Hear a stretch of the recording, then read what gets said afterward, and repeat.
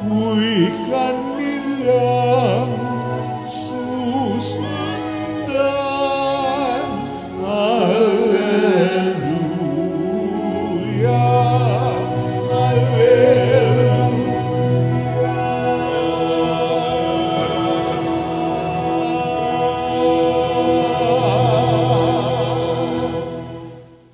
Sumainyo ang Panginoon. At sumaiyo rin. Ang mabuting balita ng Panginoon ayon kay San Marcos. Papuri sa iyo, Panginoon. Noong panahong iyon, bumalik kay Jesus ang mga apostol at iniulat ang lahat ng kanilang naisagawa at naituro. Napakaraming taong dumarating at umaalis. Ano pa't hindi na makuhang kumain ni Jesus at ng kanyang mga alagad. Kaya't sinabi niya sa mga ito, magtungo kayo sa isang ilang na pook upang malayo sa karamihan at makapagpahinga kayo ng kaunti. Umalis silang lulan ng bangka at nagpunta nga sa isang ilang na dako.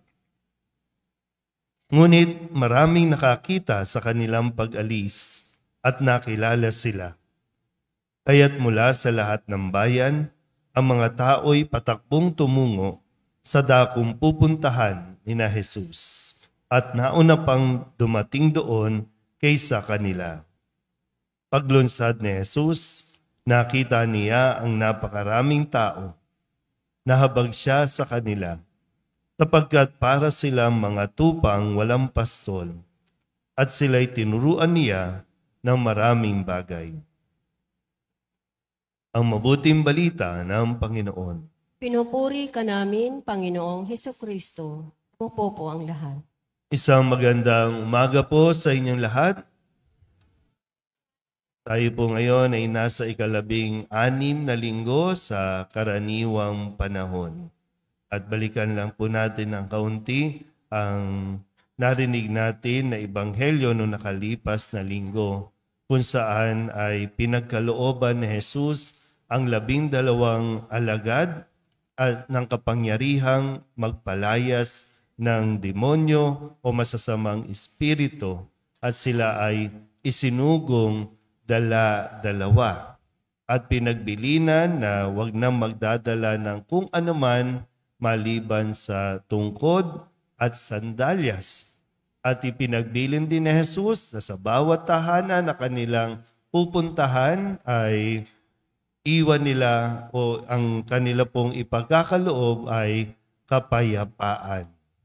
Sabi din po, kung maibigin sa kapayapaan ang mga nakatira doon sa bayan na yon, sa kanila ang kapayapaan. Pero kung hindi, ipagpag ninyo ang inyong sandalyas upang pati yung alikabok sa inyong mga paa ay maiwan doon sa lugar na yon. Yun yung bilin ni Jesus bago niya sinugo itong mga alagad. At ngayong linggong ito, masayang nagbabalik ang mga alagad at masayang nagre-report kay Jesus base doon sa kanila pong mga naranasan.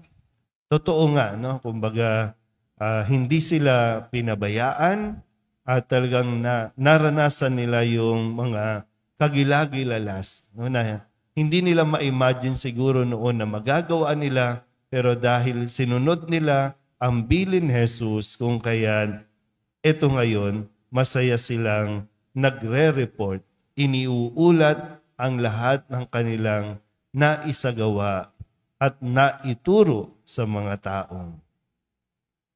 Kaya maganda rin po na mapaalalahanan tayo. Kamusta po ang inyong linggo? Ano nangyari sa inyo? Kahit ito lang, linggong ito, balikan lang natin, itong sakop natin. Isang linggo, kamusta po? Mabuti? Gaano kabuti? Kasi pwedeng, di ba, ngayong linggong ito, wala kang ginawang masama. Pero mayroon ka bang ginawang mabuti? O sa buong linggong ito, tumunganga ka lang. sa buong linggong ito, wala lang. Isip ka lang ng isip. Tandaan mo, meron kang misyon. Kaya nga sa tuwing matatapos ang misa, hinahayo tayo. Pinapaalalahanan tayo na may misyon tayong dapat gawin. So ngayon, nagbabalik tayo, nagtitipon tayo. Masaya ka ba na nagpupunta dito? Masaya ka ba na makikipag-usap sa Diyos? O pagpunta dito, reklamo ang ating pong isasambulat, no? Ang ating sasabihin. Ganun na naman. Lord, wala na naman kaming pera sa linggong ito. Lord, may nakaaway na naman ako ngayong linggong ito. Sinabi ba sa atin nung nakalipas, humayo kayo at mamoblema kayo. Humayo kayo at makipagchismisan kayo. So, kamusta ang linggo natin ito? Para bang dito, no, sa karanasan ng mga alagad, naging productive yung mga alagad. At kaya sila, no, naging matagumpay ay dahil sinunod nila kung ano ang bilin ni Jesus. So ngayon, ulitin ko ang tanong, kamusta ang linggo ninyo?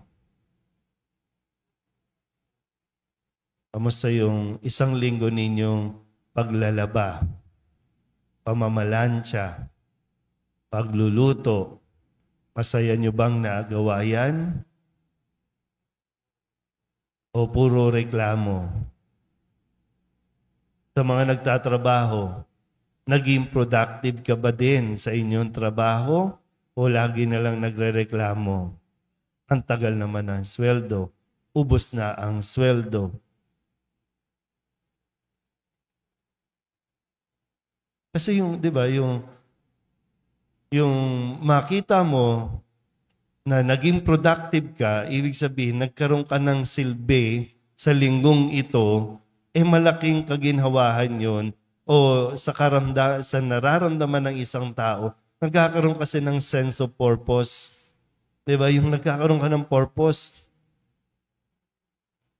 Kaya yung bagay, diba? Yung alam mong nakakapag-provide ka, alam mong may naibibigay ka, di ba kaligayahan ng tao yun, na malaman mong mayroong kang naibigay.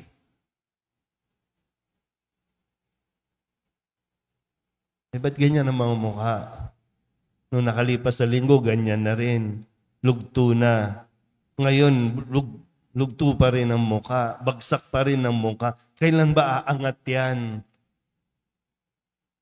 Kahit may sakit ka, no? Kahit kung anumang, nandyan na yan no? Yung high blood mo, andyan na yan. Yung ano pa bang nakasakit nyo? Diabetic, nandyan na yan. Di na mawawala yan. Pero hindi ibig sabihin na magmumukmuk ka at ganyan na yung mukha mo at sasabihin mo na lang na wala ka ng silbi kasi lahat ng tao, hanggat nabubuhay, may silbihan. Maliban na lang sa kung paano mo nga ito tinitingnan. Kahit may sakit ka, magagawa mo pa rin kung ano ang misyon na ibinibigay sa iyo. Kaya nga kung may sakit ka, pero lumabas ba sa bibig mo ang salita ng Diyos? Kapag may nakikipag-usap ba sa iyo, na ituturo mo sa kanila yung mga bagay na itinuturo ni Jesus? O nandoon, may sakit ako, kawawa naman ako. Bakit inahayaan ng Diyos na manatili ang sakit mo dyan? Pwede naman yung, di ba, may himala. Pwede mawala yan. Pag-check up nyo bukas, wala ka ng sakit. Pero pinapayagan ng Diyos na manatili ang sakit na yan sa iyo. Hindi para parusahan, kundi sa pamamagitan ng sitwasyon mo, maipagpatuloy mo pa rin at magampanan mo kung ano ang ipinagagawa sa atin ng Diyos. Yung maiparamdam mo lang, di ba, na mayroong kapayapaan, may paramdam mo na mayroong kang kapanatagan kahit ito ang sitwasyon mo. Pagtugon na yon sa panawagan ng Diyos na humayo kayo, ibigay ninyo ang kapayapaan sa mga tao. Ngayon, ulitin ko. Kamusta ang linggo ninyo? Gaano po kayo naging productive? Pag sinabing productive, gaano ka nagkaroon ng silbi? Sa bahay ninyo, sa lipunan, sa paligid. Hindi tayo tinitipon lang ng Diyos para, no? Kung tutuusin nga po, ito ay pagtitipon ng mga isinugo. Ito ay pagtitipon din ng mga taong may ipinagawa ang Diyos. Kaya sinasabi, di ba, hindi naman nauubos eh. Kaya nga dito, di ba, sinundan sila ng napakaraming tao. Marami na silang nagawa. Marami nang natulungan, pero hindi pa tapos. Pero ang sinasabi, sige, pumunta muna kayo sa ilang na po, pahinga lang kayo ng kaunti. Pahinga lang. Ito, pahinga ito. 1 oras lang ito. Mamaya, balik na naman kayo. Pero pagbalik niya ba, mag-iingay ba kayo? Magre-reklamo na naman. Pinagpapahinga lang kayo para ma-recharge kasi maraming gagawin, marami pang, napakarami pa.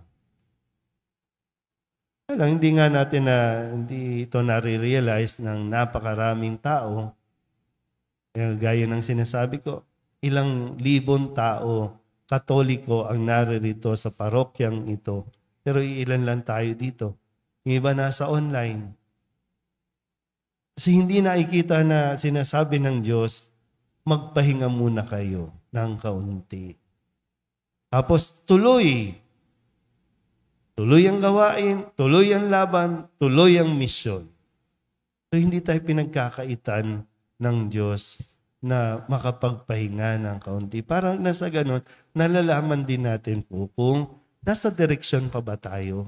Nasa tamang direksyon pa ba tayo sa ating ginagawa? Kayong mga mag-asawa, okay pa ba kayo? Kayong pamilya, okay pa ba kayo? Yung mga lingkod ng barangay, okay pa ba kayo? Yung mga lingkod ng bayan, okay pa ba kayo?